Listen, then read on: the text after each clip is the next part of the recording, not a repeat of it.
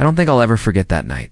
Even now, when I close my eyes, I can hear the sound of the alarm echoing through the walls, sharp and piercing, like it was ripping the air apart. But that wasn't the scariest part. The scariest part was knowing my child was in the room closest to that window.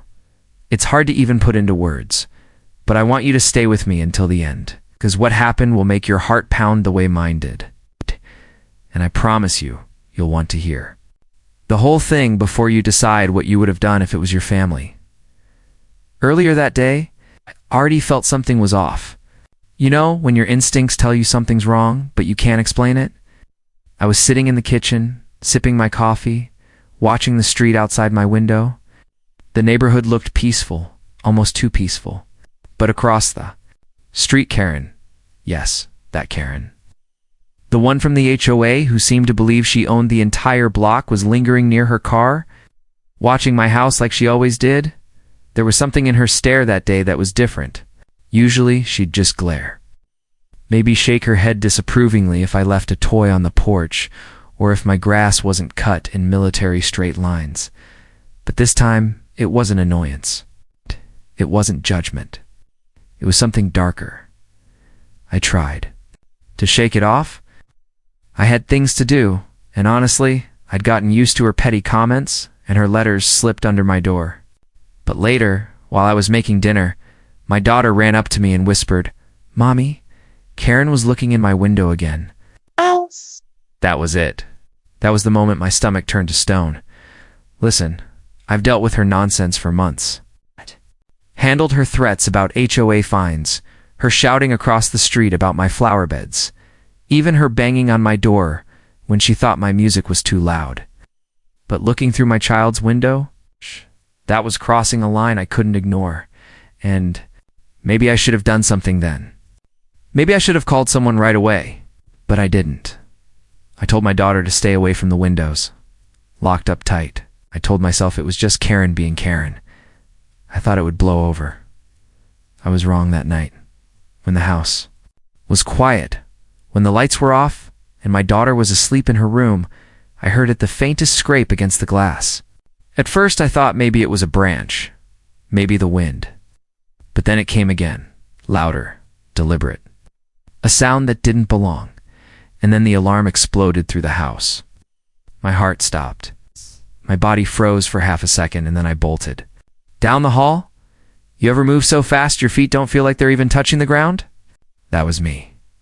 I knew exactly which window it was. I knew exactly where my baby was sleeping when I got there.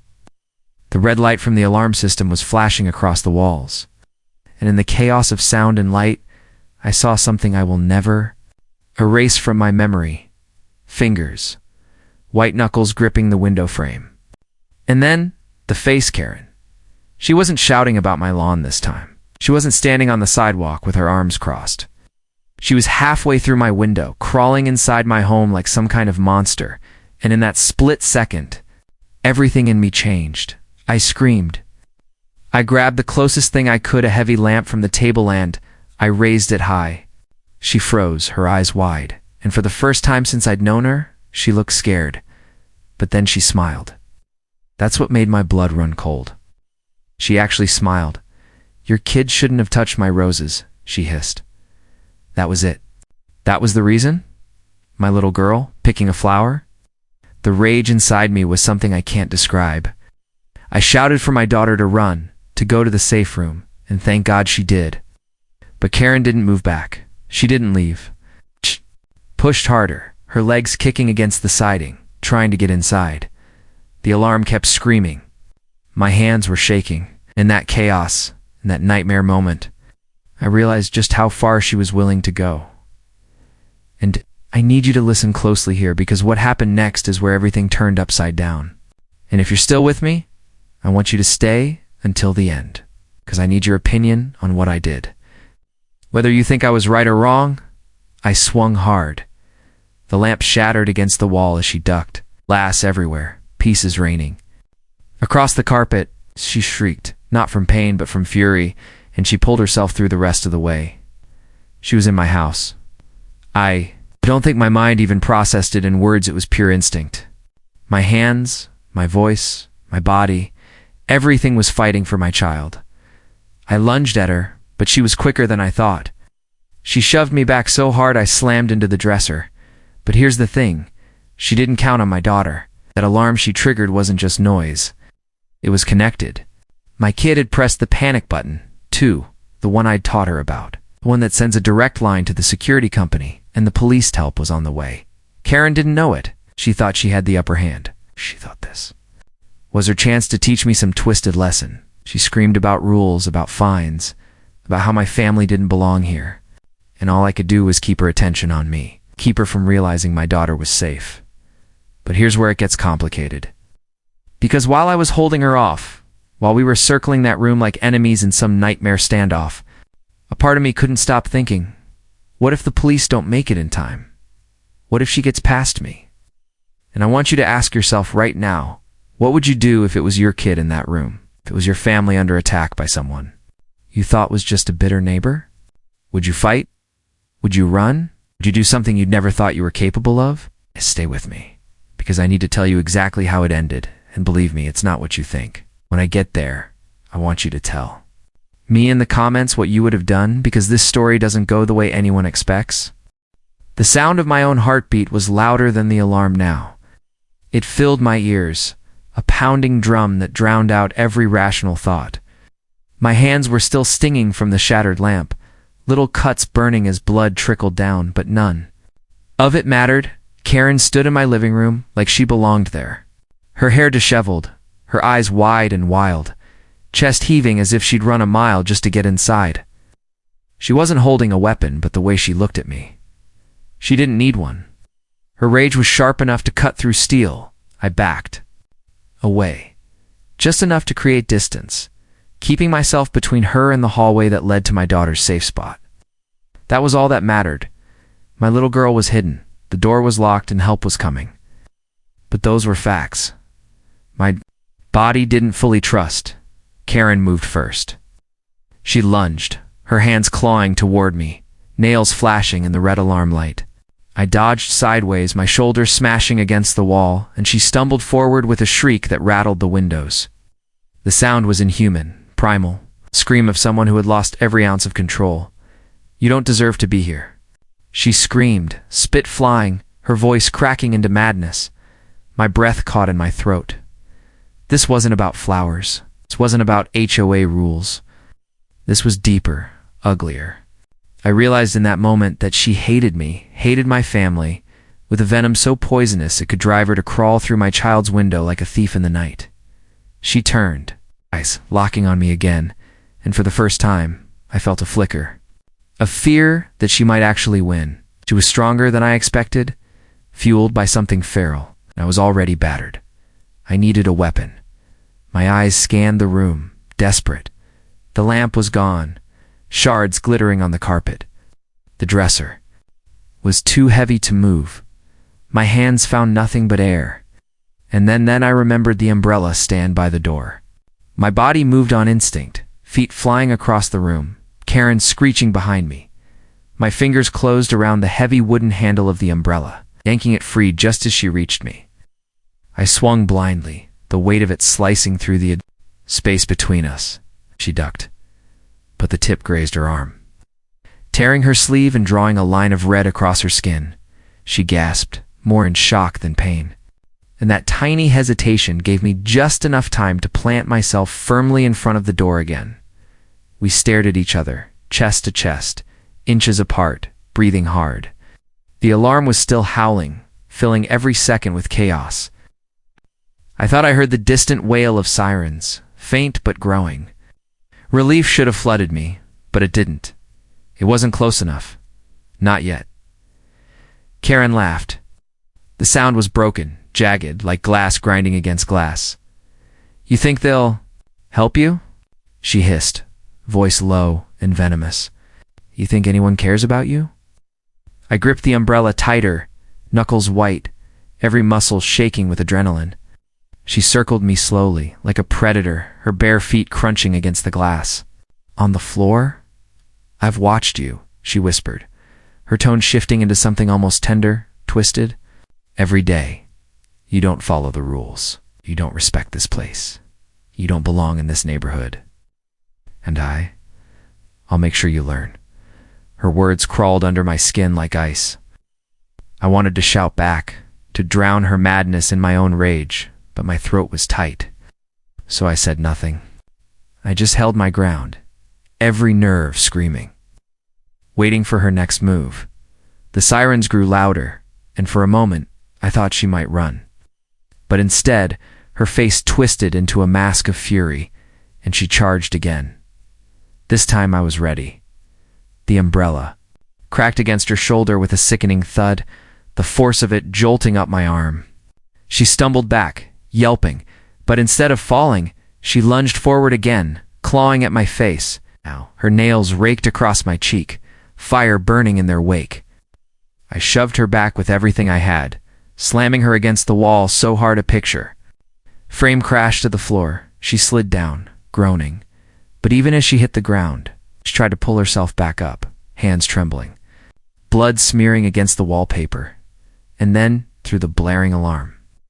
Through my ragged breathing and her growls, I heard it the pounding of fists on the front door. Police. Karen froze. Her head whipped toward the sound, her eyes wide, wild. For the first time, real fear flickered in her gaze. She looked at me, lips curling, chest heaving. "This isn't over," she spat, her voice shaking with rage. And then she darted. Quick as a shadow, she bolted for the kitchen, slamming into the back door, fumbling with the lock. By the time I reached her, by the time my hand grabbed her arm, the door flew open and cold night air rushed in. She tore free, sprinting into the darkness like a feral animal, her figure swallowed by the shadows of the street. I collapsed against the frame, my body trembling so violently I thought my bones might break. The police burst through the front door seconds later, their flashlights slicing through the chaos of my living room, their voices shouting, commanding. But Karen was gone. The house was a mess, glass everywhere. Furniture toppled, the shrill alarm still piercing the night. My face stung, my hands bled, my lungs gasped for air. And yet all I could think was one thing: my daughter. I ran to her safe spot, pounding on the locked door with trembling fists. "It's me, baby. It's safe now. It's Mommy." The door cracked open, and there she was, eyes red from crying, clutching the panic button in her tiny hands. The moment I saw her, the dam inside me broke. I pulled her into my arms, holding her so tight she squealed. I swore right then and there I'd never let Karen or anyone come near her again. Police swarmed the house, questions flying, flashlights cutting through the shadows. But their words blurred into noise. All I heard was the pounding in my chest. All I felt was the weight of my daughter against me. They searched the street, but of course, Karen was gone. Like smoke, like a nightmare that slipped away the moment the lights came on. But I knew she wasn't gone for good, because the last look she gave me, that promise in her eyes, told me everything. She'd be back. And the worst part, nobody seemed to believe me. The officers looked around, writing notes, glancing at the broken glass, nodding at my cuts and bruises, but their voices carried doubt. They asked me the same questions over and over. Was I sure it was her? Could I have mistaken someone else? Did I have any proof? Proof? What proof did I need beyond the blood on my floor, the scratches on my face, the terror in my daughter's eyes? But I could see it in their expressions. They didn't understand. To them, maybe she was just a difficult neighbor, an annoying woman who took the HOA too seriously.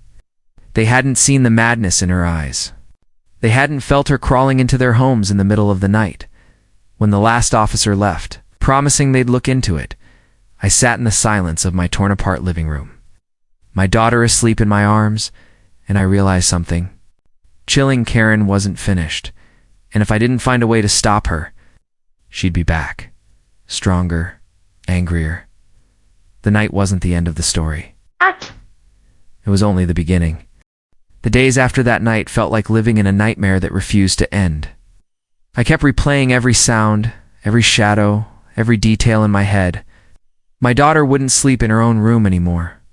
She wanted to curl up beside me every night, her little hands gripping my arm as if she was afraid I'd vanish if she let go. I tried to reassure her, telling her the police were watching, that everything was safe now. But deep down, I knew those were empty promises. Nobody was watching. Nobody was coming. Karen had disappeared into the cracks of the neighborhood, and the silence was worse than the alarm. Every time the floor creaked, my heart jumped. Every time the wind scraped branches against the window, my blood ran cold. I started leaving the lights on at night, checking the locks 3, 4, 5 times before bed. My daughter noticed. Kids always notice. Made it worse was the whispers. Neighbors started talking. Not about Karen crawling into my house, that would have been too easy. No, they started talking about me. About how maybe I exaggerated. How maybe I was the unstable one. HOA gossip spreads faster than fire, and Karen had been their queen bee. For years, I heard one of them laugh at the mailbox, saying, "Can you believe she thinks Karen broke into her house? That woman just likes attention. Attention." If only they'd seen her eyes, but no one did. And that isolation dug into me, hollowing me out from the inside. Still I waited. Every day I told myself she was gone, maybe hiding, maybe too scared to come back. But every night, when the world went quiet, I felt it, the weight of her watching. Somewhere out there, in the dark, she was waiting too. And then it happened. It was nearly a week later. My daughter had finally fallen asleep in her own bed again.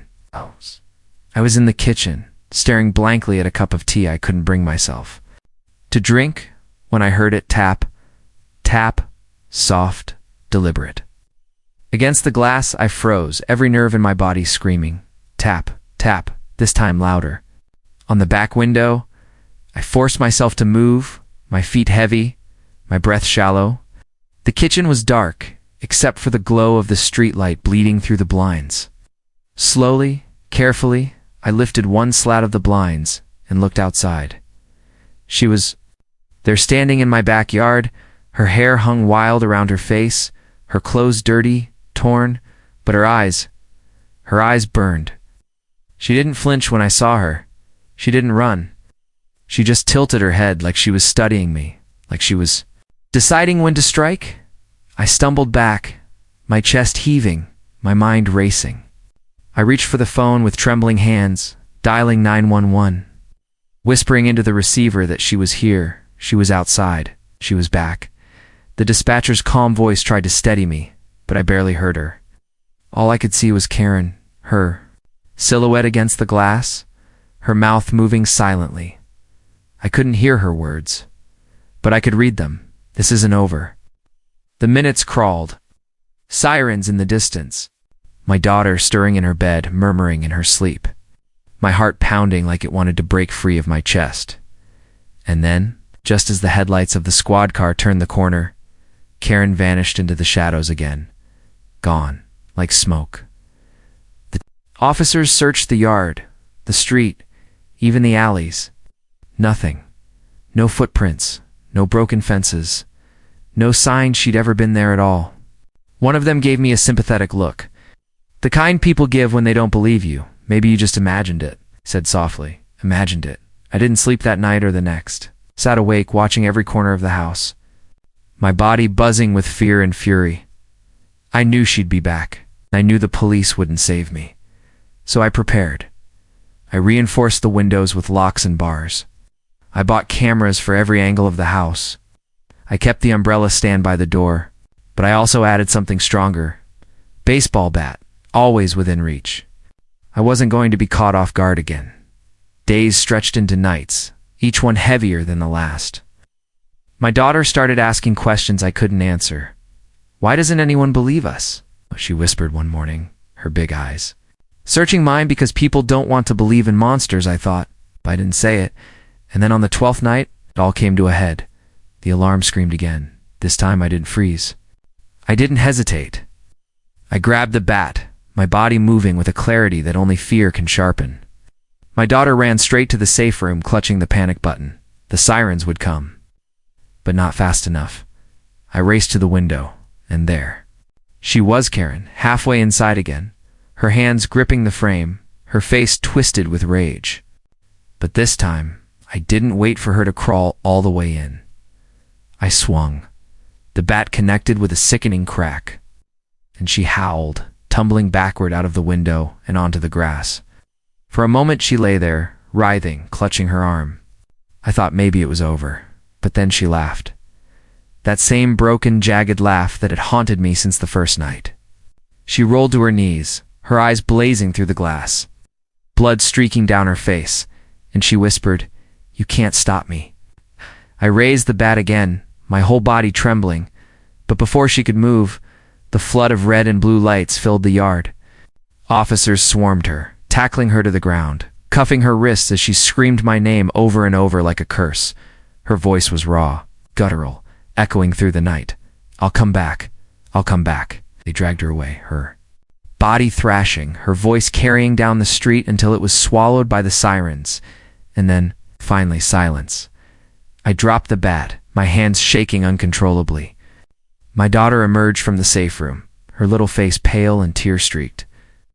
She ran into my arms, and I held her like I never wanted to let go.